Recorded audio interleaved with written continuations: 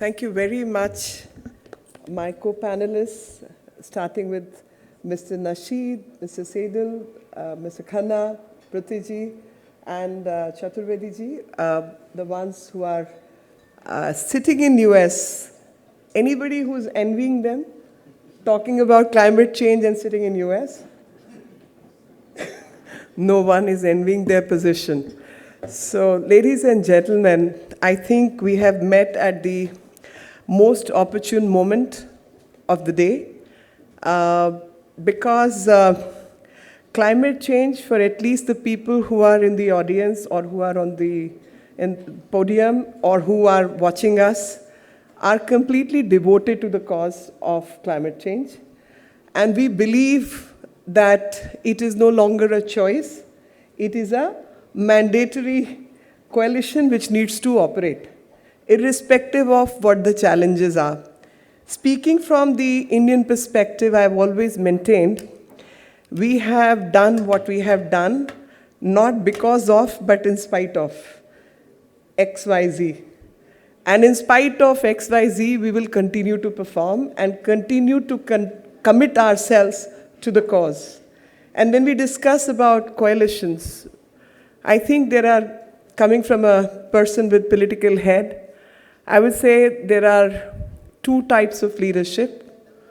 One is to force your way, coercion is the policy, and others who are cooperative by temperament and take everyone along.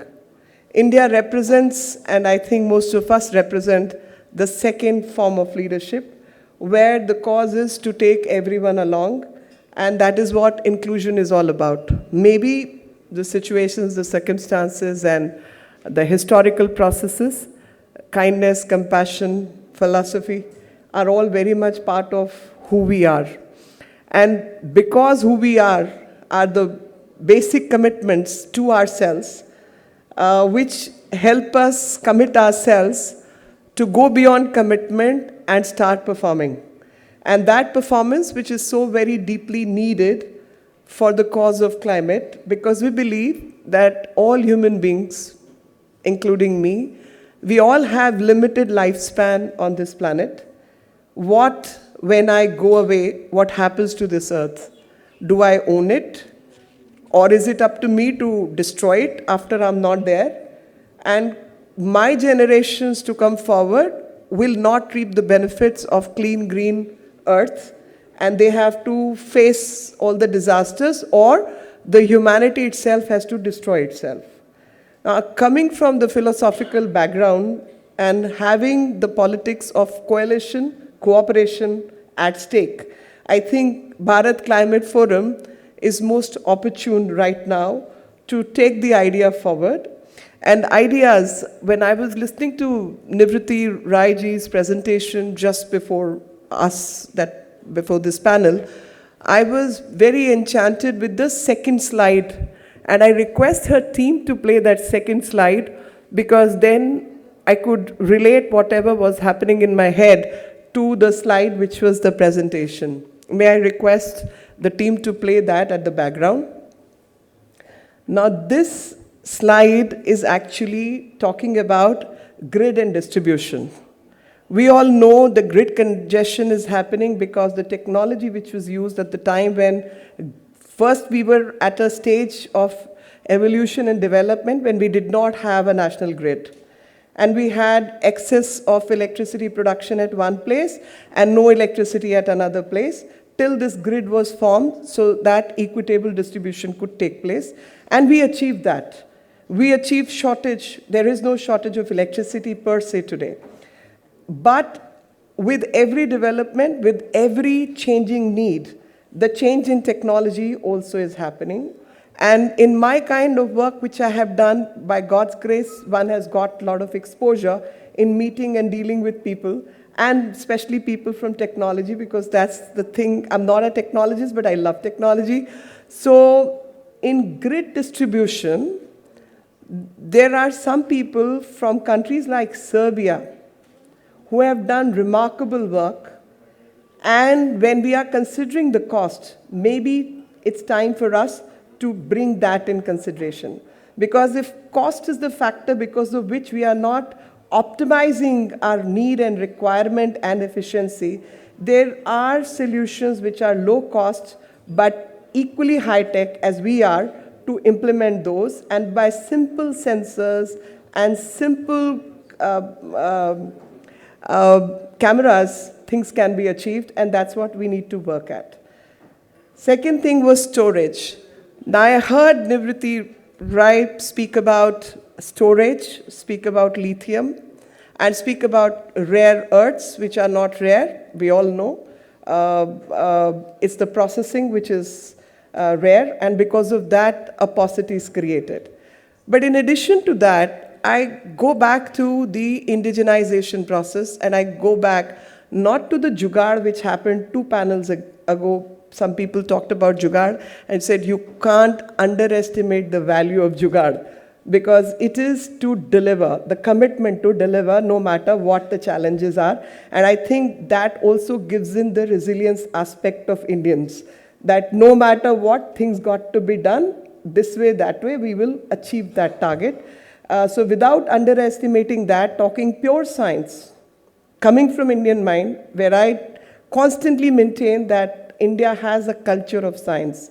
And with that culture of science, it need not be rare earths. I have met people in our community, and at some point in time, I would want audience and everyone, and especially the stakeholders, to meet those people, where the storage is being managed by sand battery, by air battery, by using some other materials like vanadium, which is evolving out of waste, by using silver anodes, etc. So there are alternate mechanisms available, and we need finance guys to look into that aspect, that how to fund and finance that bit, where new technologies, homegrown technologies, make in India is taking place. And fortunately, they are all Indian-based technology systems, but they need a flip where all of us need to come together to expose them, give them greater market. And I would say the green corridors need to be established.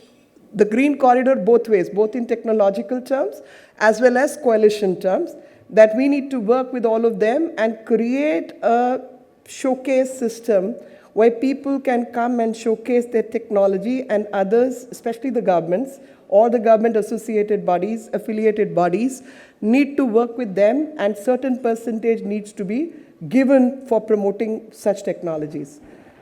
Clean molecules, hydrogen and ammonia.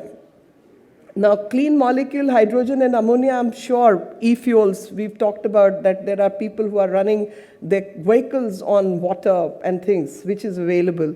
But I'm not very sure how much are we promoting that aspect. But ethanol, on one side, up to 20% of ethanol mix is available.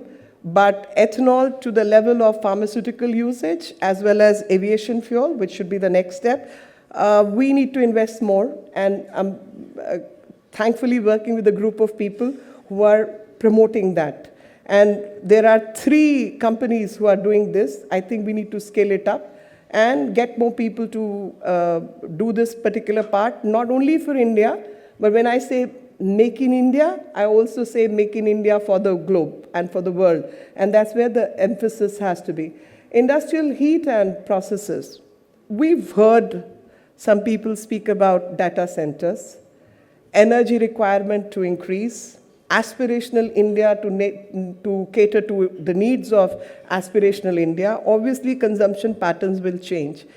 The Honorable Prime Minister has given us a formula, Mission Life, where living responsibly for the environment. The factor is that there are 2 sets when we are dealing with energy transitions. One, of course, is the production part, where green energy needs to be produced, and the focus has to be on the production. The second aspect, obviously, is the aspect of consumption. And responsible consumption with responsible production can meet the needs, and thus we need to work at those aspects so that we are able to cater to this. And heat, by trying to keep it at 1.5 Paris Agreement, I don't know, it looks a falsity, but I still believe sense will prevail. The wars need to end, and people need to focus where the real war is, and that is climate change and giving sustainable lifestyle to everyone, where we all have to come together and form the coalition and do the critical analysis, what and where the focus should be. Critical minerals and recycling, we've already talked about it, right from recycling of material, etc. But one particular aspect which is very dear to me, and I'm making that announcement today, that while we are recycling, and we are constantly talking about recycling, but recycling of certain products is not the solution. Plastic, for example, and that is what the whole humanity is talking about. Recycle, recycle, recycle. But no matter what we recycle, microplastic keeps adding to our system, including human body. And whatever is recycled, multiplied by 10, if not 100, is produced every single day. So keeping up with that pace and doing the math right, there will be a time when whole earth will get covered by a shield of plastic. Are we looking at that future? As responsible citizens, as responsible people, should that happen, or do we deserve that? So I think decomposition of plastic is what a person like me would demand, or put that emphasis on this particular panel, and also the people in the audience who are all either implementer or executors or part of the policy making or the commercial aspect of this. So I was working with a small group of youngsters. Through pyrolysis and catalytic pyrolysis, we've been able to decompose plastic. 40% is getting converted into furnace oil, 20% you're getting as carbon, rest of the 20% in the form of water, which is distilled water, and 100% is being monitored and monetized. So I think projects like this, which is of course new, Make in India, 100%, 5 years of work which has been put into achieve this particular target. I think every municipal body in the country needs to operate and operationalize this particular aspect, and every citizen of country heart should sink if I misuse the plastic and I don't segregate plastic and I don't put it in the right place and is not taken for that process of decomposition. Why I'm saying that this entire process, and someone in the morning at another session said, that when we are talking about coalition, right from global platform to local action, we cannot achieve this because it's a teamwork. It's responsible action by all, not by one. It is not a portrait, it is a landscape. And in that landscape, everyone has a role to perform. And that role is what one is seeking to be achieved by each one of us to do our role, be a team player, and create a beautiful landscape which Mother Earth so badly needs right now. And let's heal the earth, which we all need and require for all our generations to come. And thank God that we are able to live consciously and sleep consciously. And when we leave earth, I don't want to be part of the garbage. I want to be part of clean earth. And thinking that where will my ashes go? Will they be sinking in some plastic bag? Or will they go in clean Ganges? So I would rather want to be part of clean Ganges and go on a clean farm rather than go in a dirty water site or be seeped into a plastic bag. I don't want that death. So right from our birth to our death, that cycle needs to be completed, and let's hope we are able to dispose of ourselves in a neater and a cleaner atmosphere. With these words, thank you very much, and sorry for the morbid last bit, but I think to increase the sensitivity and sensibility, sometimes the morbid conversations are necessary to showcase what lies in future if we do not create the right atmosphere for all of us. Jai Hind, Jai Bharat. Looking forward to all the collaborations and coalitions to formulate, right from grassroots to the global partnerships, so that we are all sensitive, sensible people, continue to perform well. Thank you very much. Well, thank you, ma'am, for the opening remarks and setting the stage for the discussion. And to carry on with the discussion, let's begin by talking to Mr. Prothi on my right. And I would like to ask you, first of all, given CDRI's global footprint and origin in India, how do you see India positioning itself as a global infra-resilience leader by 2028? And in addition to that, what foundational, institutional, or tech strengths you think India is bringing to table from CDRI's vantage point? Thank you so much. And after I'll pick up the words cooperation and coalition, and I'll start with two stories.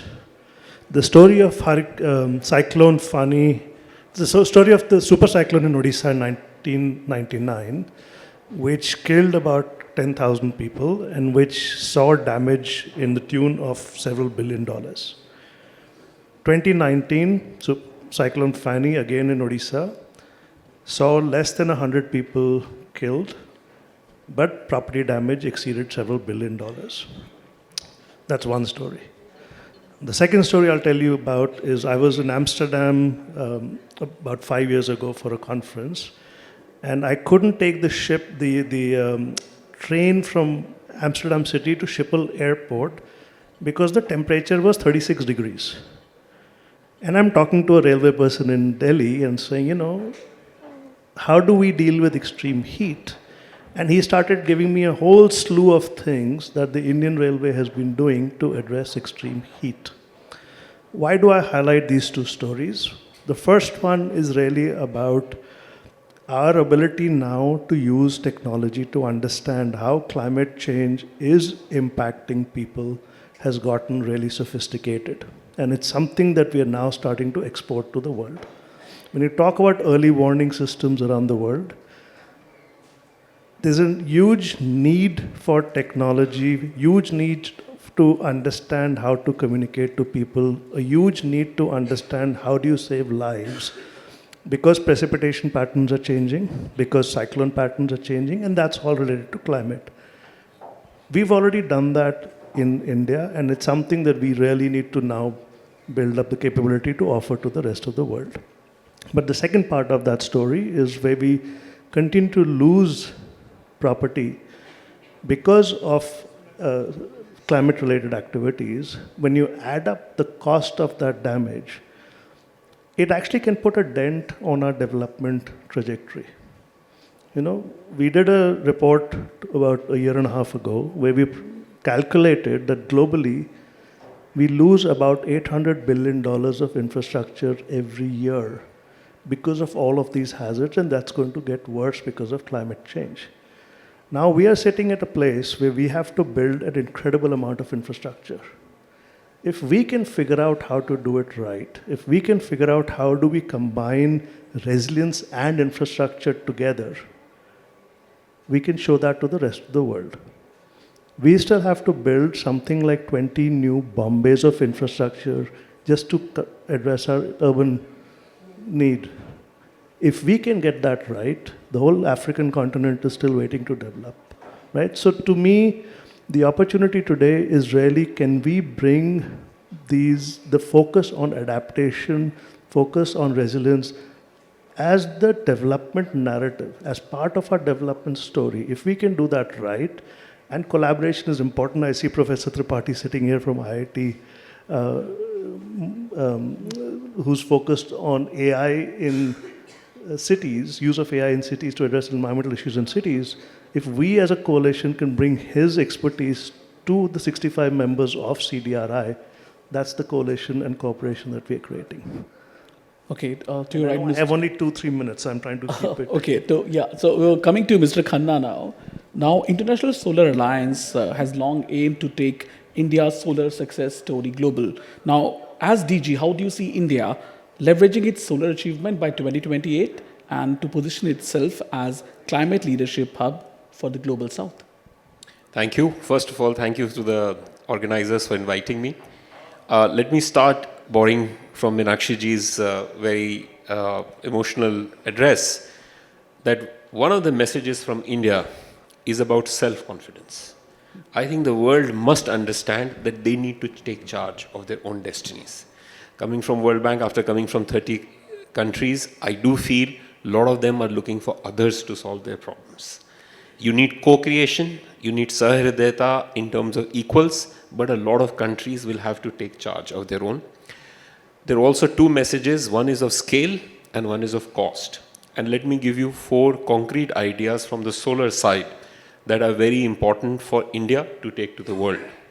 First, something unique is happening in India that Secretary Amit spoke about, which is on solarization of agriculture. Nowhere in the world we are looking at 70 gigawatts or about more than 10 million pumps being solarized. Africa has 4% of arable land irrigated, India has 65.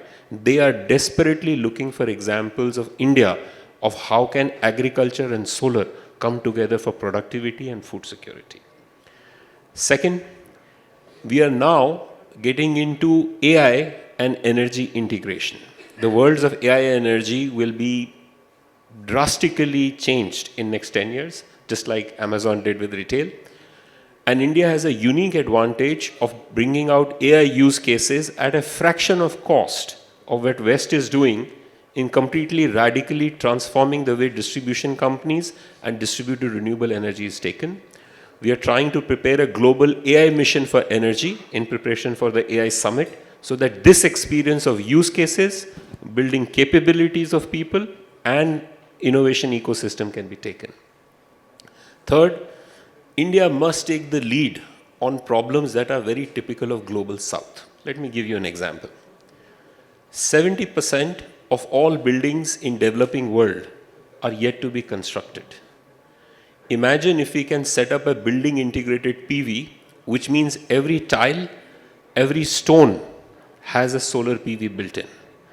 Even though the efficiency is lower, for land-constrained countries, that is the best answer for energy security. We have a potential to lead that revolution and give it to the world. And on the last question that Meenakshi ji spoke about, Madam, what is very interesting about solar PV and battery waste is, I did not know it myself, but I have discovered, let me ask all of you, what percentage of a solar PV and battery waste can take all the critical minerals of nickel, cobalt and silver out after they're done? 98 to 100%. And those technologies exist, but there are no harmonization of standards nor financing models to do it at scale. We are trying to take that experience because India is doing such large amounts of solar PV and battery waste. Why should we be dependent on others when every 10, 15 years you can recycle it, bringing the hub for the rest of the world? So those are 3-4 areas where we feel in next couple of years, India can really demonstrate a leadership. Thank you, Mr. Khanna. And shifting to focus to Mr. Michael, I would like to ask you now, from the EIB's perspective, how does India feature in long-term climate finance and partnership plans as we move towards the next COP cycle? Yeah, thank you very much for this. We started this session with a very bittersweet comment, which was, how do you feel about talking about climate and sitting in the US? Unfortunately, that's the reality we have to face now. We're facing global problems, a big global problem, which is our climate problem. And this coalition of the willing is very important in that, in going forward, you know, and especially when we're losing out on very big superpowers that do not want to speak about climate change and that just retired from your organization, unfortunately. No?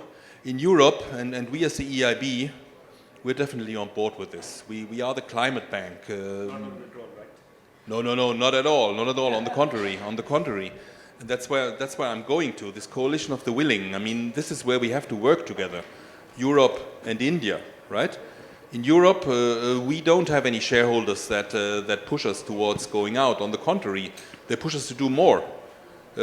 We are a multilateral investment bank, a multilateral development bank, We have done last year 100 billion in new investments, and more than 50% of what we did was climate related. And we're going to continue down that road and even getting stronger in that. Areas that we could collaborate, for example, when we look at solar projects, right? When I go now to propose in Brussels, because we always collaborate very closely with the European Union, right? When we propose solar projects nowadays, there is very much skepticism about it, because they say, why should we finance it? The money ends up in the hand of the Chinese at the end, right? That's very high.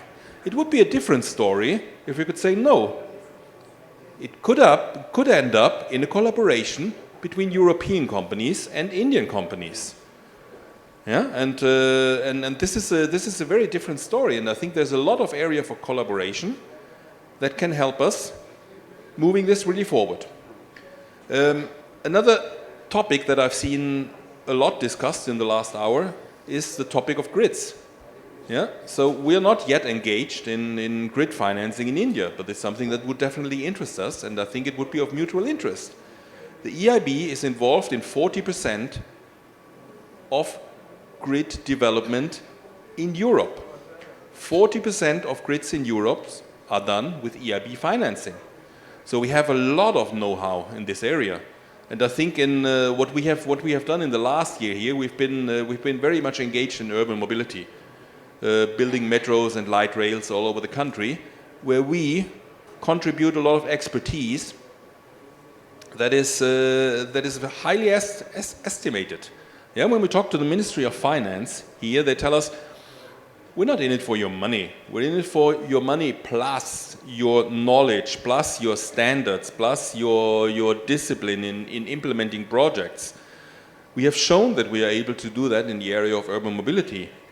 I think this is something that could be replicated in an area like grids, electricity storage. We have a lot of capacity there and a lot of appetite for projects in this area. And the final point, something that is also very important, is critical raw materials, right? Critical raw materials. Europe faces similar problems than India, right? We don't have a lot of them. Yeah, and there is a massive competition going on worldwide with these new rules in geopolitics that are defined as we speak, right? In the moments as we speak. And there I would also ask a question. I mean, processing capacity, recycling capacity, technologies, it's very important for Europe and for India. I mean, we could either go around and compete with each other for access to the very few materials that we find, or we could team up and see how can we develop technologies and processing capacity together. Yeah, I think India and Europe together, there's a lot of potential. Yeah, over to you, Mr. Nasheed. And now coming to talk about India's potential role by 2028, and I would like to ask you that what role India can play in bridging global North-South divide and amplifying a global South leadership agenda at COP and beyond. Thank you very much. I will also try to make a few points. First, I think instead of trying to buy raw materials from the global South, I now live in Accra, Ghana, and I see that they're actually selling the earth. There's no processing at all. So if India can add value in Africa and in the global South to some extent, instead of importing the raw material and sending the goods back. I think Gandhi said it long time ago. We sell cotton from Calcutta and bring back the cloth from England. So just remember that. Secondly, I think if India can champion a low carbon development strategy, that would give you a better economic outcome, but with less damage to the planet. There's a lot of technology now, and there are a lot of methods and ways of achieving this. For instance, farming. Farmers can now attract another revenue stream, which is carbon credits. Paris Agreement Article 6 allows carbon credits to be developed by farmers. So the farmers are not only giving their fruits and produce, but they are also giving an eco-service value to the planet by sequestering carbon, because they are growing trees. And also the soil. So I think focusing farming as a mitigation outcome would allow farmers to have another revenue stream. And I think, you could be developing everything as a mitigation outcome. All the infrastructure can be built as mitigation outcomes. You could build a school as a mitigation outcome. You could build a road as a mitigation outcome. So building as a mitigation outcome. There are countries who are trying to go to war to secure an obsolete Victorian technology, fossil fuel. Let them do that. I'm sure they're not going to embrace the future by doing that. So let them go ahead and do the mistake, and let India embrace the future and not try to have your energy security based on an obsolete Victorian technology. Grid versus standalone. We have talked a lot about the grid here. Many of our countries are not interested in the grid. We want to have rooftop, standalone energy, which is quite possible. Small transformers, small things, small battery, small storage facilities as well. So I'm not going to talk about grid, and I am not going to invite grid to the Maldives and these kind of things. We want standalone.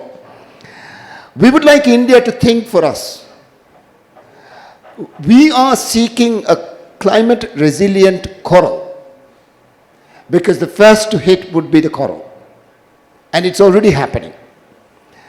So we would like to see a climate resilient coral, and we need that technology, we need that research and development. The Green Revolution came with GMO, genetically modified things. I don't mind modifying the coral and finding resilience through that modification. So I think I'll end there, because we don't have much time and it's getting late. Thank you. Yeah, so we will go to now two of our panelists joining virtually.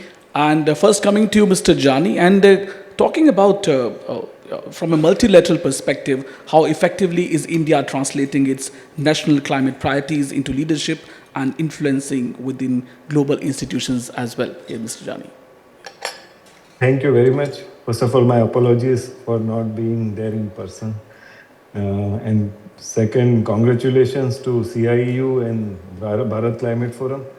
I think you don't know, but you are doing a wonderful job of creating this policy dialogue, which was never, which is very timely, but which was also lacking in our discourse.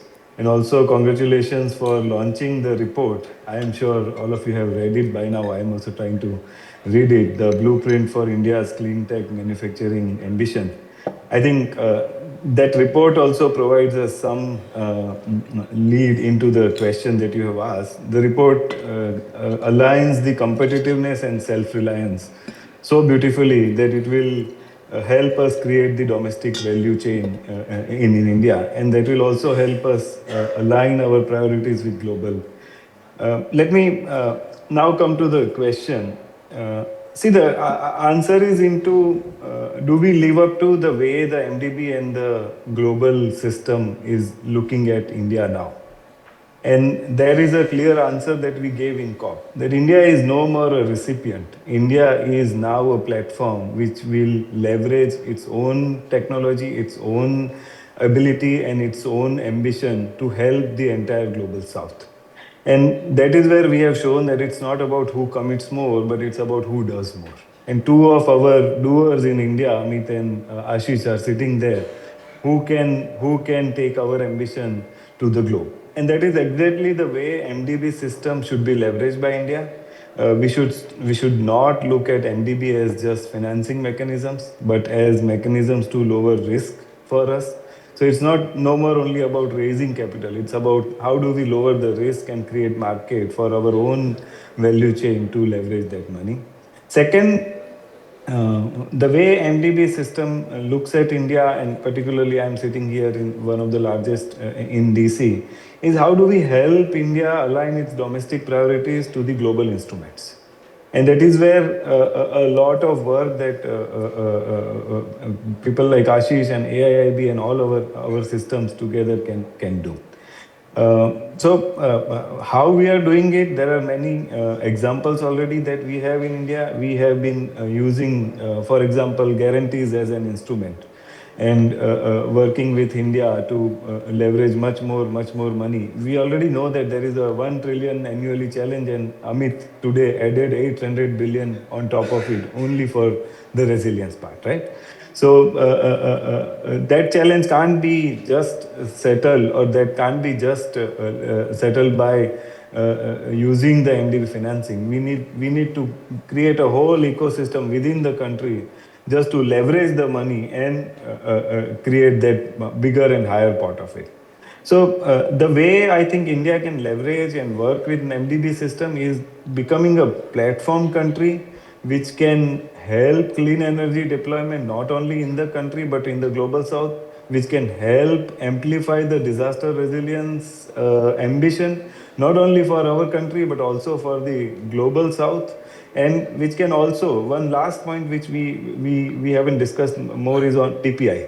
Ashish mentioned about AI for climate, but the entire DPI value chain can work very seamlessly for climate, right from raising money, lowering risk, to deploying technology.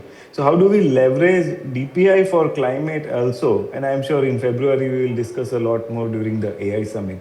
That's also important. One last point I want to make is, while doing this, we shouldn't be just very gung-ho about it. We have to also work on our domestic readiness.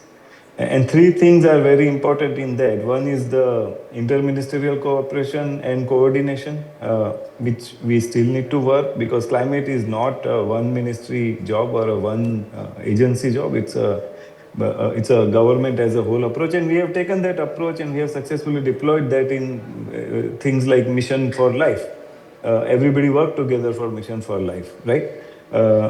Second is states. We have to go to states and increase their readiness to leverage this entire global ecosystem of accessing finance, technology, and creating partnerships. We are doing very good work in many states like Gujarat and Maharashtra and others.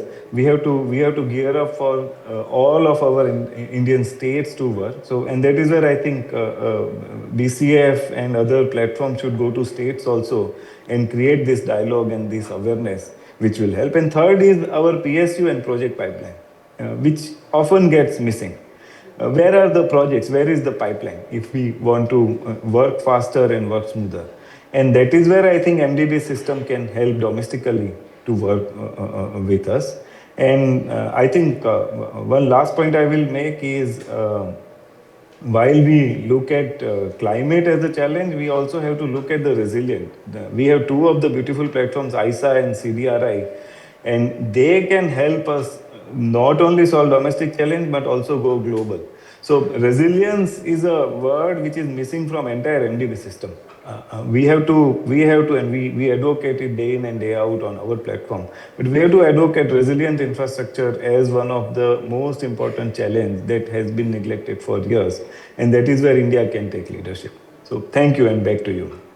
Oh, well, thank you. And coming to you, Mr. Anand Shah, and from your vantage point in Washington and across global capitals, how is India's climate ambition perceived, and where does India have the greatest opportunity to shape global climate cooperation despite geopolitical fragmentation which is visible? Yeah, it's a good question. I think to be clear, the climate ambitions of the world, including COP in Paris, could not have been possible without India. Okay, so there is certainly an underlying understanding that India is a critical player in global climate ambitions. You know, I'd like to say a little bit, related to Meenakshiji's opening comments on the emotions of this, right? So my country in America, despite sort of moving away from climate, does not change the emotional attachment to our futures.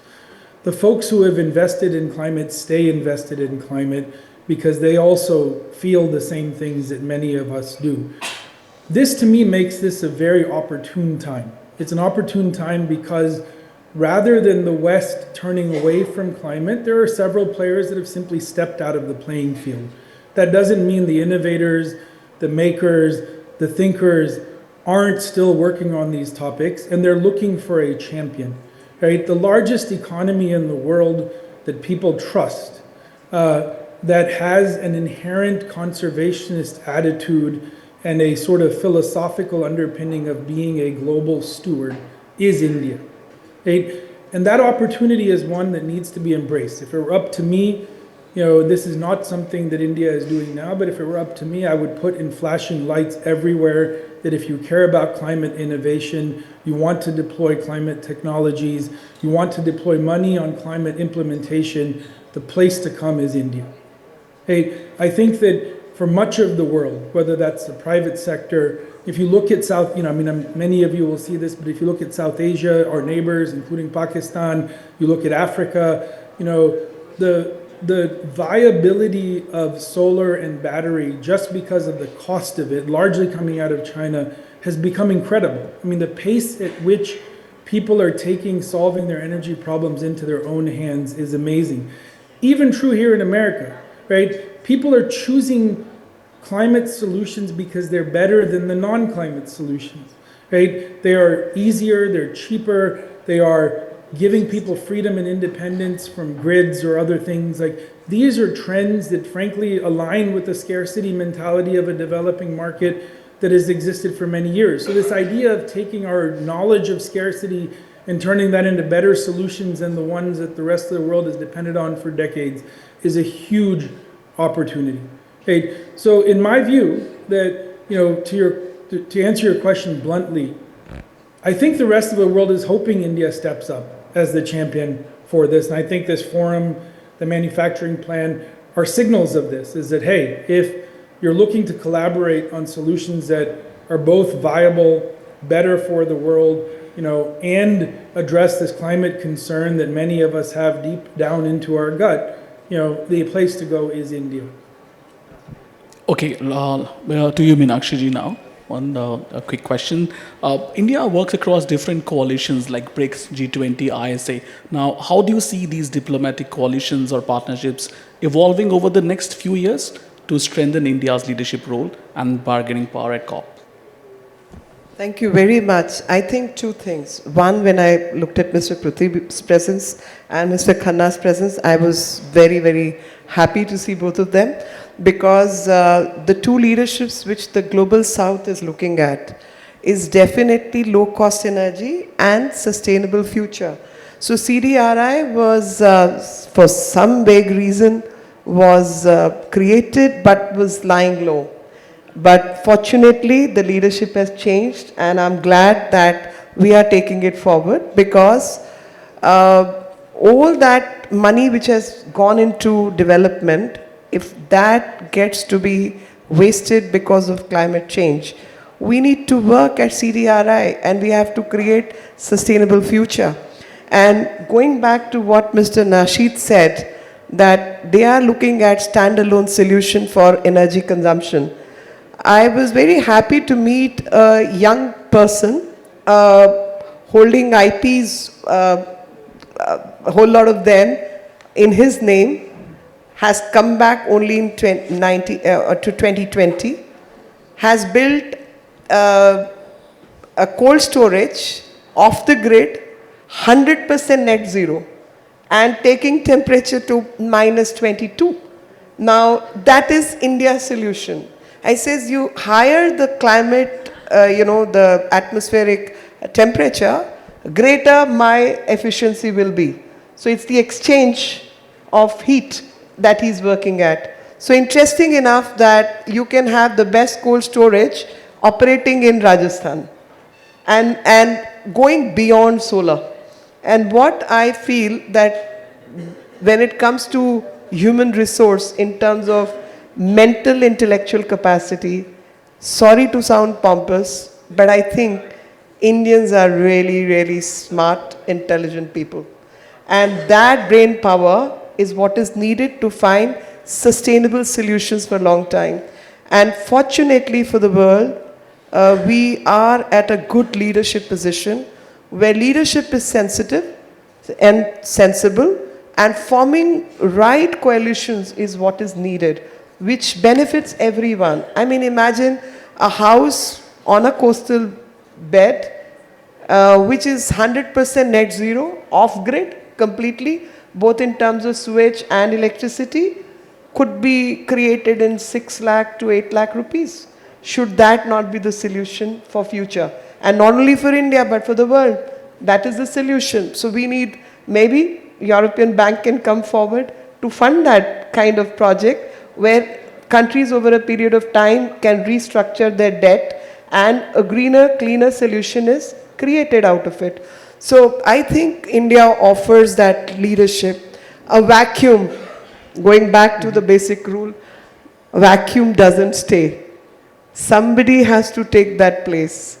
And maybe it's India's time to shine and take this leadership forward, which is based on cooperation and partnership. And let's all right-thinking people, coalition of the willing, very beautifully coined word, and I'm borrowing it from you, that coalition of the willing needs to start operationalizing all these phenomena and take this thought forward.